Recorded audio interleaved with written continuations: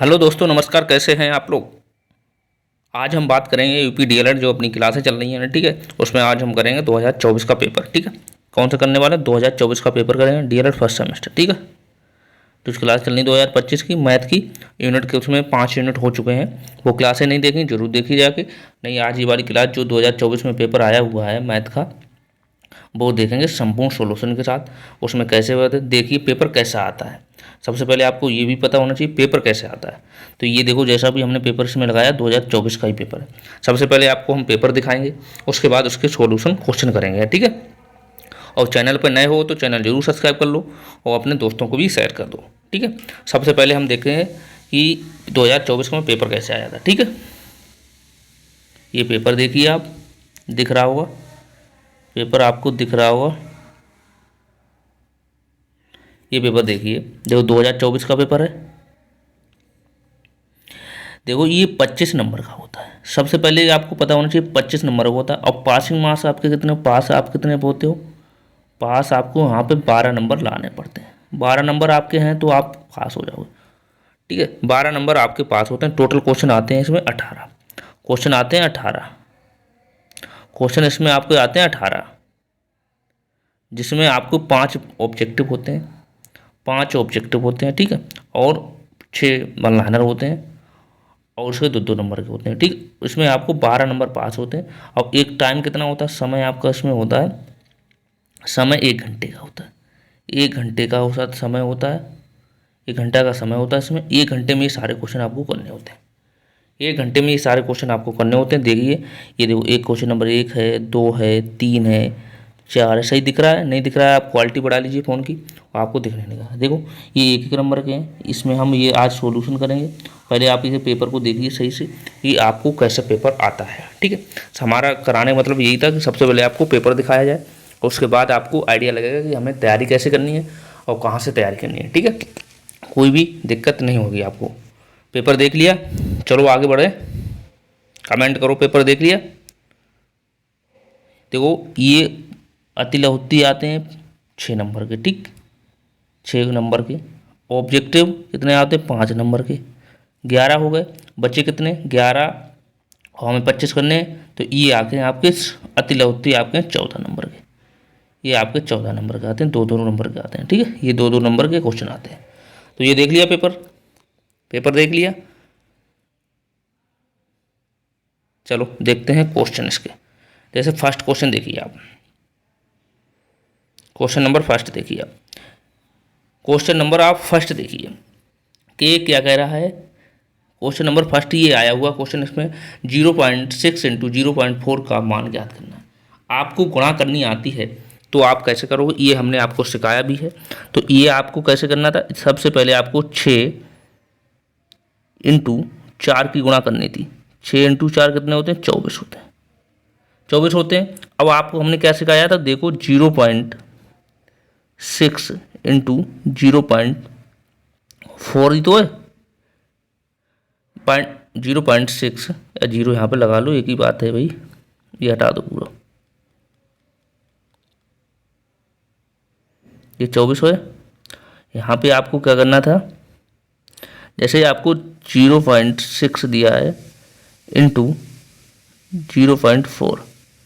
अब आप देखिए कि यहाँ पे दो पॉइंट के बाद यहाँ पे एक अंक है और एक अंक यहाँ पे है, तो अंक टोटल कितने होंगे? 2। तो 2 अंक के बाद हमें, 2 अंक के बाद हमें पॉइंट लगाना है। तो जल्दी 2 अंक के बाद पॉइंट, 1 2 है तो कितना यहाँ पे हो जाएगा?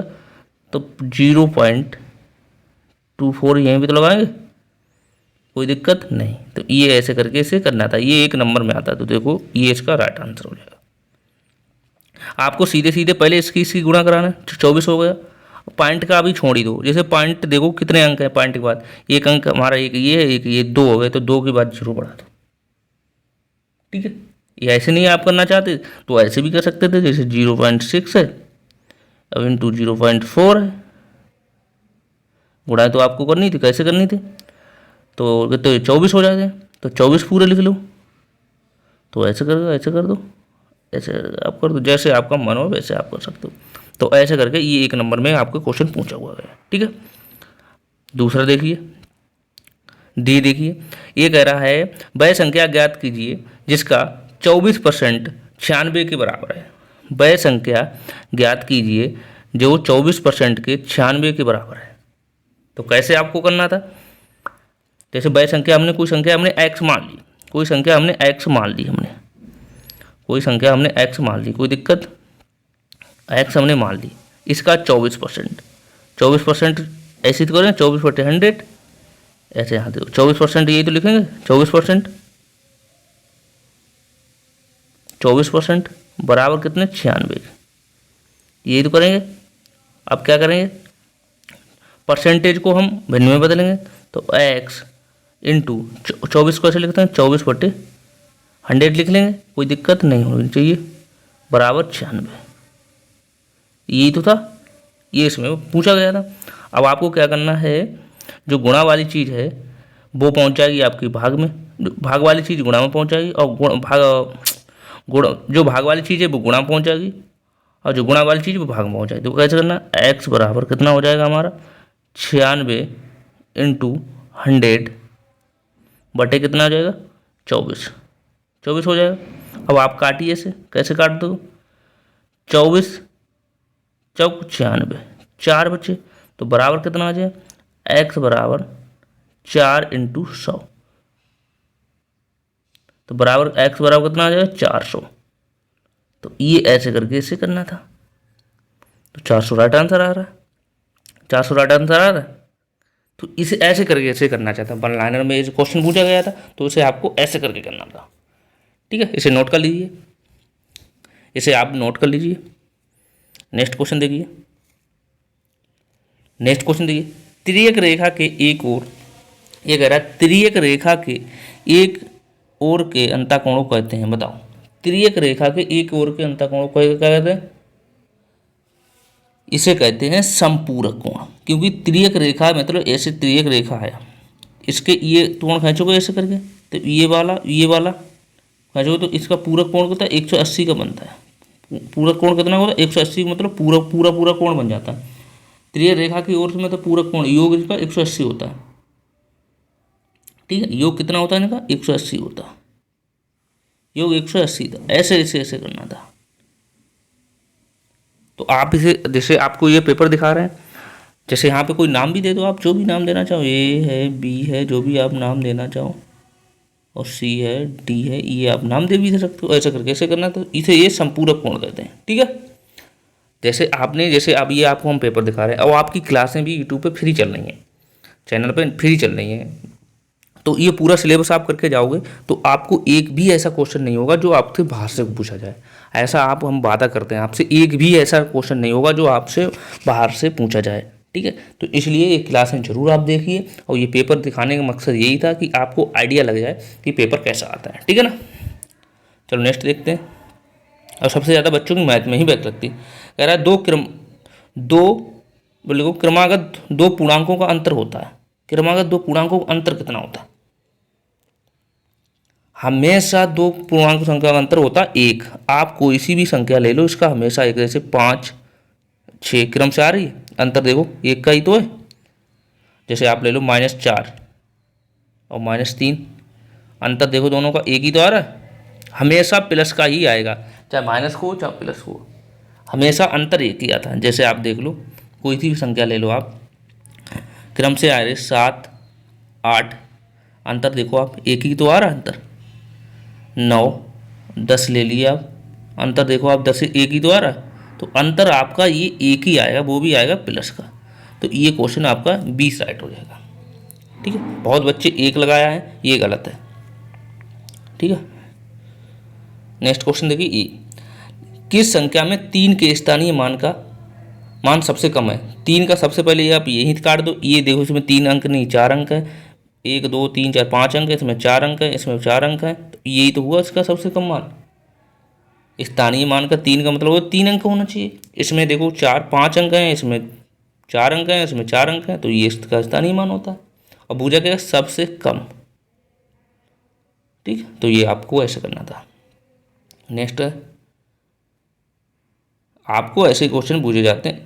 5वां क्वेश्चन नंबर का ये 5 क्या है वो, ये 5, हाँ 5 ही ऑब्जेक्टिव पूछे जाते हैं। ये थे ऑब्जेक्टिव, 5 ऑब्जेक्टिव है, तो 5 आपके ऑब्जेक्टिव सही हो जा रहे हैं तो आप समझो मैथ में बहुत आगे निकल जाओगे। ऑब्जेक्टिव बहुत मायने रखता है, तो ये ऐसे ऑब्जेक्टिव आते हैं, ठीक है ना। अब क्वेश्चन नंबर देखिए आगे, देखिए क्वेश्चन नंबर आगे देखिए, ये देखिए, ये पूछा गया था आपसे, ये पूछा गया था कि रेखाखंड किसे कहते हैं। रेखाखंड कैसे कहते हैं, एक रेखा वय मतलब रेखा, एक रेखा का वय भाग, एक रेखा का मतलब एक रेखा का वय भाग होता है जो दो बिंदु, दो अंत बिंदु होते हैं और जिनकी एक निश्चित लंबाई होती है। जैसे आपको एक बिंदु हमने ए दे दिया, ए है, और एक है बी, तो इनके बीच की जो होती है निश्चित दूरी होती है ना, जो भी होगी इसकी निश्चित दूरी होगी ना। रेखाखंड में तो आप ऐसे लिख सकते हो, एक बिंदु से दूसरे बिंदु तक की ये दूरी, जैसे एक बिंदु से यहाँ तक चलने की दूरी को ही रेखाखंड कहते हैं। जैसे एक बिंदु से दूसरे बिंदु तक जाने पर, मतलब एक बिंदु से दूसरे बिंदु तक खींची गई रेखा, जैसे आप यहाँ से देखो, जैसे यहाँ से हम बता रहे हैं आपको, जैसे एक बिंदु हमारा ए है, एक हमारा बी है, तो ये हमारा ए है, तो यहाँ से यहाँ तक जो रेखा खींची गई इसी को तो रेखाखंड कहते हैं। ऐसे भी लिख सकते हो, जैसे एक बिंदु से दूसरे बिंदु तक खींची गई रेखा को ही रेखाखंड कहते हैं। तो आप ऐसे करके से करना था, एक नंबर में ये आपको पूछा जाता है, एक नंबर में आपको पूछा जाता है। तो इसलिए आप देखो, सबसे पहले मानना है कि आप प्रीवियस ईयर क्वेश्चन करके जाइए। प्रीवियस ईयर क्वेश्चन करके जाओगे तो आपको एग्जैक्ट क्वेश्चन ऐसे ही मिल जाते हैं। तो प्रीवियस ईयर क्वेश्चन करना आपके लिए बहुत महत्वपूर्ण है। नेक्स्ट क्वेश्चन देखिए आप, क्वेश्चन नंबर 7, ये कह रहा है -8 इंटू +75 का मान ज्ञात करिए इंटू 0। आप सबसे पहले एक ध्यान रखना, कोई भी संख्या हो उसमें आप 0 से गुणा करा दो, उसका आंसर हमेशा 0 ही आता है, चाहे कितनी बड़ी भी संख्या क्यों ना हो, जितनी बड़ी की संख्या क्यों ना हो, उसमें आपने 0 से गुणा करा दी तो 0 ही आएगा। जैसे आए यहाँ पे देखिए 8 इंटू 75 प्लस के 75 तो इंटू 0, तो सबसे पहले आप देखिए यहाँ पे 0 लगा है, ये 0 लगा है, तो कोई सी भी संख्या हो तो इसका आंसर 0 ही आएगा, इसका आंसर 0 भी आएगा। कोई सी भी संख्या ले लो, जैसे 12, 75, 60, कुछ भी ले लो एक्स वाई, उसमें 0 लगा है गुणा, तो इसका आंसर 0 ही आएगा, इसका आंसर 0 ही आएगा, नया क्वेश्चन नहीं आएगा। ये चीज़ आप ध्यान रखना, इसे नोट कर लीजिए। और चैनल पर नए हो तो चैनल जरूर सब्सक्राइब कर लो। यूट्यूब पर किसी ने फ्री वाई कोर्स बैच नहीं दिया, यहाँ पे पूरा फ्री वाई कोर्स बैच चल रहा है, कंप्लीट सिलेबस के साथ ऐसा कंटेंट दिया जा रहा है। आप मैच कर लेना, जहाँ से भी लोग पढ़ा रहे हैं उनसे मैच कर लेना कि आपका कंटेंट में बेस्ट है, ठीक है। चलो नेक्स्ट क्वेश्चन देखिए, क्वेश्चन नंबर 8 कह रहा है मोहन एक माला बनाने में 1/3 मिनट का समय लेता है, लगातार 1 घंटे में वह कितनी माला बना लेगा। तो ये आपको कैसे करना है, ये आपको कैसे करना है, मोहन है एक माला कितने में बनाता है, 1/3 मिनट में, और अब 1 घंटे में, 1 घंटे में बताओ 1 घंटे बराबर कितने मिनट होते हैं, 60 मिनट होते हैं, 60 मिनट होते हैं।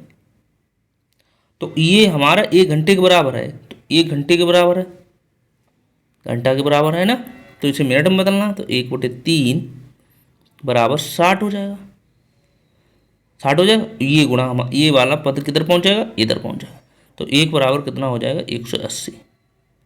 180 नहीं समझोगे, ऐसे समझो, तो ये होता 60 इंटू 30, तो 60 इंटू 30 कितना हो जाए, 180, तो इसका एक राइट आंसर 180 आ जाएगा, ठीक है। तो ऐसे करके इसे क्वेश्चन करना था आपको, कोई दिक्कत नहीं होनी चाहिए, नोट कर लीजिए। ऐसे क्वेश्चन आते हैं, ज़्यादा टफ क्वेश्चन नहीं आते हैं, इसलिए परेशान ना होइए, किसी की बैक नहीं लगेगी, इतना हम आपको भरोसा दिलाते हैं। यहाँ से आपने पढ़ लिया तो किसी की बैक नहीं लगेगी, ठीक है। क्वेश्चन नंबर 9 देखिए, ये तो आपको ही बनाना, पटरी और प्रकार की सहायता से 60 अंश का कोण बनाना है। आप एक पटरी और प्रकाश लोगे, प्रकार, उसकी सहायता से आपको 60 अंश का कोण बनाना है, तो ये आपको खुद ही बनाना है, ठीक है। कोण कैसे बनता है ये आपको स्वयं बनाना है, कोण पर की उसकी सहायता से लेना, जो भी कोण बने आपका तो वो आपको कोण बनाना है, ठीक है।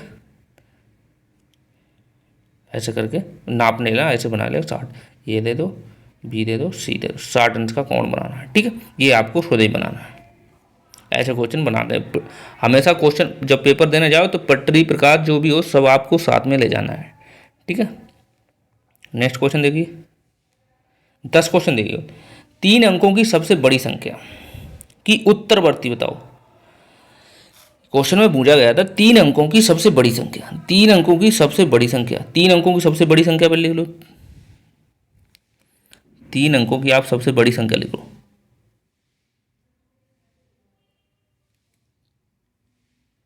3 अंकों की सबसे बड़ी संख्या, 3 अंकों की बड़ी संख्या, सबसे बड़ी संख्या, सबसे बड़ी संख्या, बड़ी संख्या क्या है बताओ कमेंट करके, ये तो पता होगा। 3 अंकों की सबसे बड़ी संख्या कितनी है? 3 अंकों की सबसे बड़ी संख्या होती है 999, 999, ठीक है। और इसमें कह रहा है एक उत्तरवर्ती, उत्तरवर्ती मतलब होता है एक इसमें जोड़ना, एक जोड़ दो इसमें। उत्तरवर्ती मतलब होता है इसमें एक जोड़ना, और कुछ नहीं करना था इसमें। एक नंबर पूछा एक जोड़ना था तो कितना हो जाए 1000, इसका आंसर हो जाएगा। ये ऐसे करके इससे करना था। आप इतना ही करके आओगे, एक नंबर पक्का एग्जाम में देगा। 3 अंकों पर क्या आपको लिखना था इसमें? 3 अंकों की सबसे बड़ी संख्या 999 होती है, प्लस एक जोड़ दो, उत्तरवर्ती पूछा तो एक जोड़ दोगे आपके इसका 1000 आंसर आ जाएगा, ठीक है। इसे नोट कर लीजिए। नेक्स्ट क्वेश्चन देखिए, क्वेश्चन नंबर 11। तरह 117 को 2 संख्याओं के गुणा के रूप में व्यक्त कीजिए, जिसका एक गुणा आपको दिया है 13। जैसे 117 है आपको, 117 है आपका, इसके गुणनखंड है, गुणा करने पर एक आपका दिया है 13, दूसरा आपको निकालनी है संख्या। तो एक है 13, तो 13 में इंटू हम 9 कर देंगे, कितना हो जाएगा 13 9 में 117, 17 हो जाएगा।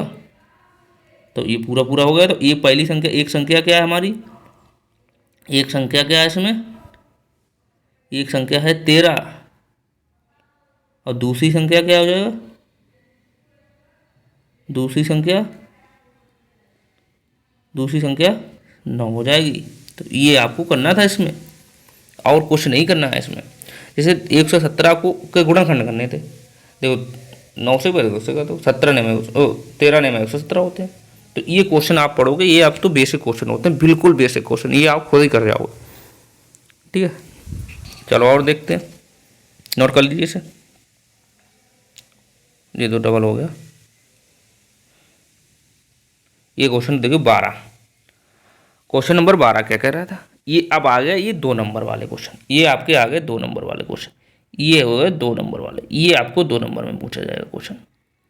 तो इसे करना, एक बगीचे की लंबाई 115 मीटर है तथा चौड़ाई 45 मीटर है, तो बगीचे को चारों ओर से घेरने के लिए कितने मीटर तार आवश्यक होगा।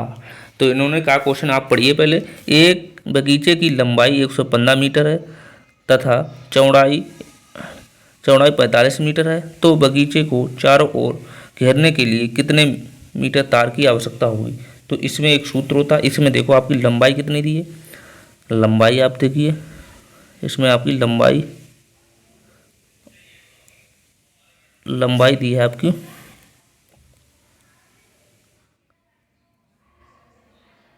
लंबाई दी है हमारी 115 मीटर, और इसकी चौड़ाई कितनी दी है, चौड़ाई दी है 45 मीटर। इसका सूत्र क्या होता है, सूत्र होता है भाई, इसे 2 लंबाई प्लस चौड़ाई, तो लगा दिए सूत्र। इसमें क्या करना है, 2 लगा दिए, लंबाई हमारी कितनी है 115 मीटर प्लस 45, तो 2 45 15 कितने होते जाए 160 160 ही हो जाएंगे। तो 60 दूनी कितने होते 320 मीटर। तो हमें कितना तार की जरूरत थी, 320 मीटर तार की जरूरत थी। तो ये ऐसे करके ऐसे करना था। तो ये आपको सब कुछ बताया जाएगा, ठीक है। ये पेपर ऐसे आता है, ये आपको सब कुछ बताया जाएगा, ठीक है ना। तो इसे नोट कर लीजिए। और क्वेश्चन देखिए, 13 क्वेश्चन नंबर देखिए।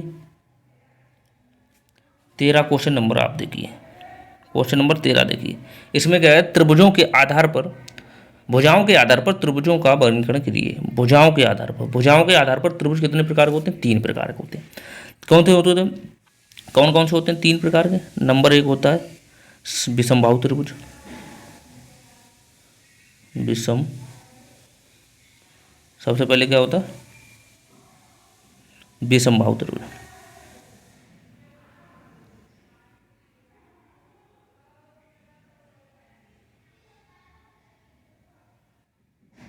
विषमबाहु त्रिभुज, ठीक। दूसरा होता है आपका समद्विबाहु त्रिभुज। समद्विबाहु त्रिभुज, ठीक है।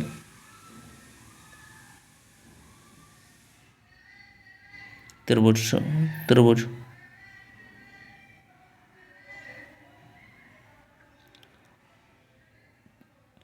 तीसरा होता है आपका समबाहु त्रिभुज।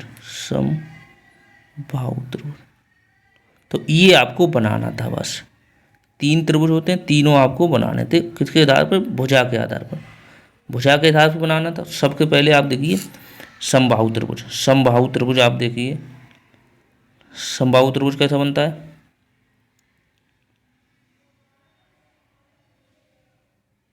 समबाहु त्रिभुज देखिए, समबाहु त्रिभुज। विषमबाहु त्रिभुज देखिए, विषमबाहु।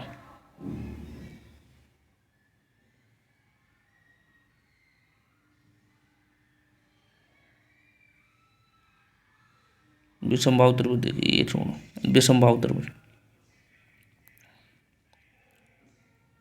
विषमबाहु त्रिभुज।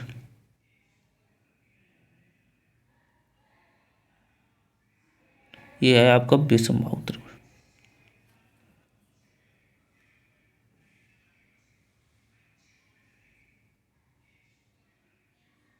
विषमबाहु त्रिभुज कैसे बनेगा?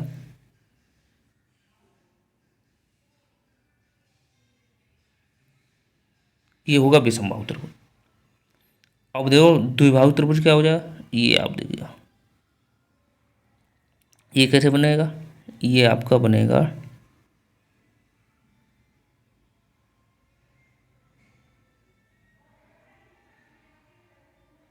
ये आपका ऐसे बनेगा, ये आपका ये बनेगा। ये आपका कैसे बनेगा? समबाहु त्रिभुज। ये समबाहु त्रिभुज आपका ऐसा बनेगा, इसकी तीनों, ये आपका समबाहु त्रिभुज। ये आपको बनाना था। इसमें आपको क्या करना था? इसमें आपको क्या करना था कि ये तो विषमबाहु जो त्रिभुज होता है ना, इनकी लंबाई जो अलग अलग होती है, इनकी सबकी लंबाई जो होती है अलग अलग होती है, ठीक है। और समद्विबाहु त्रिभुज क्या होता है? इनकी 2 भुजाएं बराबर होती हैं। जैसे 2 भुजाएं बराबर कौन सी? ये इनकी 2 भुजाएं बराबर होती हैं। और समबाहु त्रिभुज क्या होता है? इनके भुजाएं इसमें से सबसे अलग होती हैं, ठीक है। तीनों भुजाएं बराबर होती हैं। इनमें तीनों भुजाएं, ये वाली भुजा, ये वाली भुजा, ये वाली भुजा, तीनों बराबर होती हैं। तो ये ऐसे करके आपको करना था। ये कोण बनाना था, आपको भुजाएं लिखनी थी, ठीक है ना। ये भुजाएं आपको लिखनी थी, तो ये ऐसे करके इसे करना था। तो ऐसे क्वेश्चन आपको यहाँ पे पूछे जाते हैं, ठीक है। नेक्स्ट क्वेश्चन देखिए, नेक्स्ट क्वेश्चन देखिए। नहीं, यहाँ से नहीं, यहाँ से देखिए। क्वेश्चन कितना क्वेश्चन हो गया था? 13 हो गया था। 14 देखिए, क्वेश्चन नंबर 14। 14 क्वेश्चन नंबर देखिए। एक दुकानदार ने 1500 रुपये का कोट 25% की छूट पर देकर बेचा है, ठीक है, बेचा है। बताइए कोट कितने रुपए में बेचा है? तो 1500 रुपये की छूट दी है, तो आपको कैसे लिखना था कि 1500, छूट निकालनी है ना, 1525 करोगे ना, इंटू 100। 2 से 2 कट जाएंगे, काट दो, कितना हो जाएगा? 15 इंटू 25 करो, कितना हो जाएंगे? 15 × 25 करोगे आप कितने, 375। 375 375 कर दे।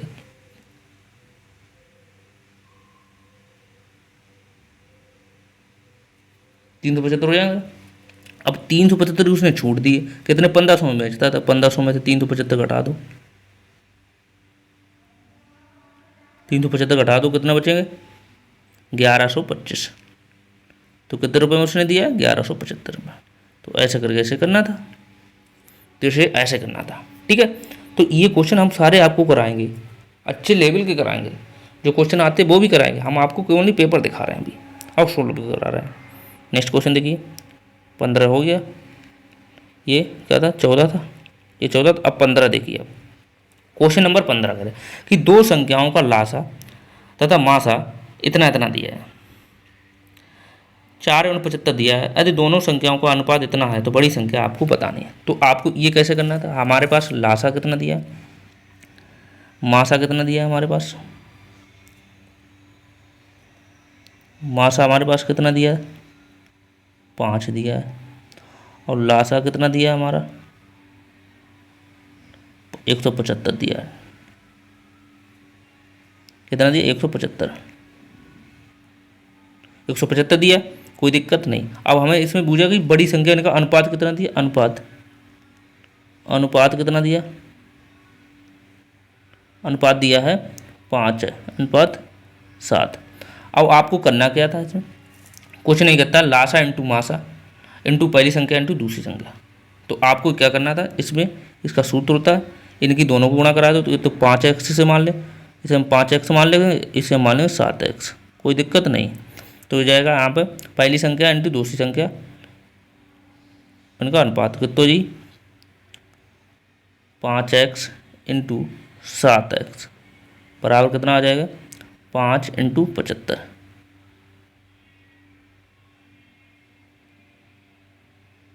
75 हो जाएगा। अब देखो 5 से 5 कट जाएगा, 5 से 5 कट जाएगा, और 7 बना 25, 25 बना 175 कट जाएगा। तो x इंटू एक्स तो x² हो जाएगा, x² बराबर 25 हो जाएगा, और x बराबर कितना आ जाएगा, 5 आ जाएगा। अब कह रहा है हमारी बड़ी संख्या लो, बड़ी संख्या हमारी 7x तो है, बड़ी संख्या हमारी 7x है, तो x मान दे दो 7 में, बड़ी संख्या हमारी 7x तो है, तो 7x है, तो 7 इंटू कितने करते 5, कितना आ जाए 35, बड़ी संख्या हमारी कितनी 35 आ जाएगी। तो ये ऐसे करके ऐसे करना था। ठीक है, कोई दिक्कत, ये 7x है, ठीक है, 7x 7x है, ठीक है, तो इसे नोट कर लीजिए। 16 देखिए,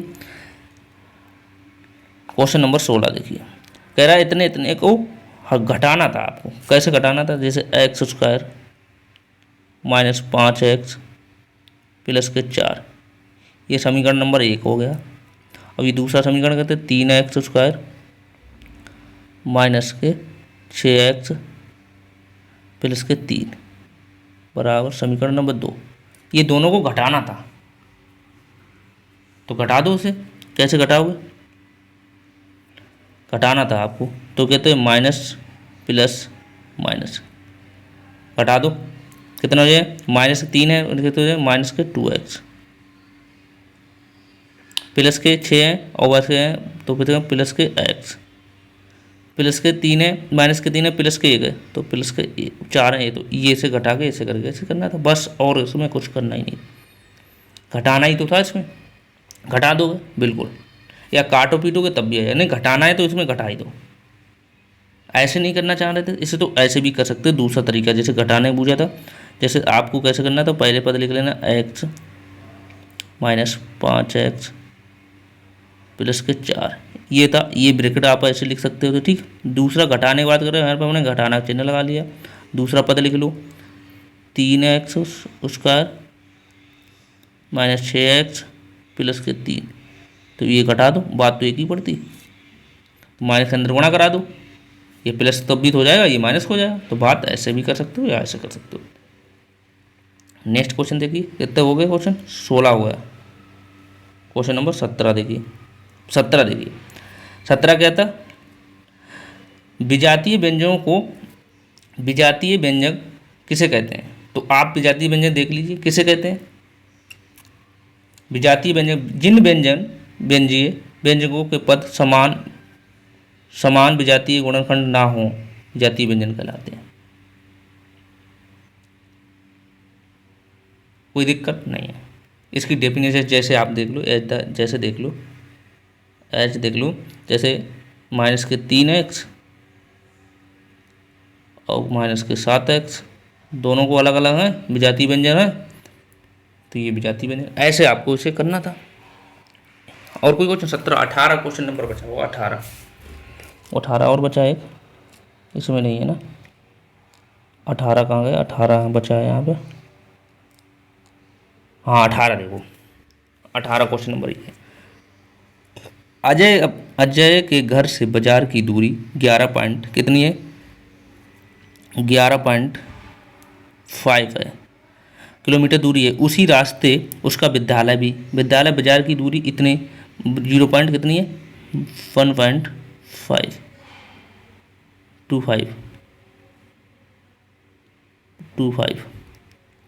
25 है। तो अजय बाजार की दूरी कितनी, तो दोनों को जोड़ दो आप, तो यहाँ पर 0 बढ़ा लो, कोई दिक्कत, 5 7.21 ऐसे करके से करना था। ये 2 नंबर में पूछा जाता है। बताओ क्वेश्चन क्या था इसमें, कुछ नहीं, आपको लॉन्गेस्ट समझनी थी। अजय के घर से बाजार की दूरी कितनी है, 11.5 मीटर है, किलोमीटर है न मीटर है दूरी है। उसी रास्ते मतलब एक विद्यालय है आपका, यहाँ से ऐसे समझिए आप, जैसे एक विद्यालय है अजय का विद्यालय है, अजय का ये विद्यालय है, ठीक है, घर है, ये घर है, ये घर है, ये विद्यालय है आपका, ये उसका बाजार है। तो ये देखो यहाँ से उसकी दूरी कितनी है, यहाँ से दूरी उसकी कितनी, 11 पॉइंट कितनी है, यहाँ से 11.5, ठीक है। और यहाँ से इसकी दूरी कितनी है, यहाँ से कितनी दूरी है, विद्यालय और बाजार से बीच की कितनी दूरी है, विद्यालय और बस के बीच की दूरी कितनी है, 1.2, तो 1.25 है। तो ये दूरी टोटल यहाँ से यहाँ तक भी पूछी गई, यहाँ से यहाँ तक, तो ये जोड़ जाएंगे ना, तो जोड़ दी यहाँ से, देखो ऐसे करके जोड़ दी, कोई दिक्कत नहीं होनी चाहिए। तो ये थी पेपर, देखो ये था पेपर, ये सारे क्वेश्चन हो गए, ये था पेपर 2024 का आया वो पेपर। तो आपने देख लिया पेपर आपने देख लिया। तो ऐसे क्वेश्चन आपसे पूछे जाते हैं, ठीक है। तो ऐसे क्वेश्चन इसके पूछे जाते, इसका स्क्रीनशॉट लेना चाहो स्क्रीनशॉट ले लो, ये क्वेश्चन थे, तो ये ऐसे आपको पूछे जाते हैं। तो इसलिए आप इसे बिल्कुल घबराइए मत, आपको बिल्कुल बेसिक से तैयारी कराइए। 50 नंबर का नहीं, 25 नंबर का पेपर आता है भाई। 25 नंबर में आपको बता ही दिया हमने, 25 में कितने, आपको 12 नंबर पासिंग मार्क्स होते हैं। 12 नहीं, आपके यहाँ से पढ़ लिया तो आपके 25 में 25 नंबर आएंगे, 25 में 25 आपके नंबर आएंगे, ठीक है। और चैनल पर नए हो तो चैनल जरूर सब्सक्राइब कर लो। एक ही एक क्वेश्चन आपको कराया है, अवगत करा दिया कैसे क्वेश्चन पूछे जाते हैं और कहाँ से पेपर बनता है, ठीक है। चलो फिर मिलते हैं अपनी नेक्स्ट, अपनी यूनिट हर की, अपनी यूनिट कितनी हो गई, यूनिट 5 हो गई है। नेक्स्ट यूनिट कौन सी है, 6 यूनिट स्टार्ट करने वाले हैं, तो वो 5 यूनिट नहीं देखेंगे, पहले वो क्लास जरूर देखी जाएगी, जिससे आपको फ़ायदा मिले, ठीक है। सिलेबस आपका कंप्लीट कराएगा, उसके बाद प्रैक्टिस भी कराएंगे और प्रीवियस ईयर पेपर भी कराएंगे, ठीक है। चलो फिर मिलते हैं नेक्स्ट क्लास में, तब तक के लिए थैंक यू और बाय बाय।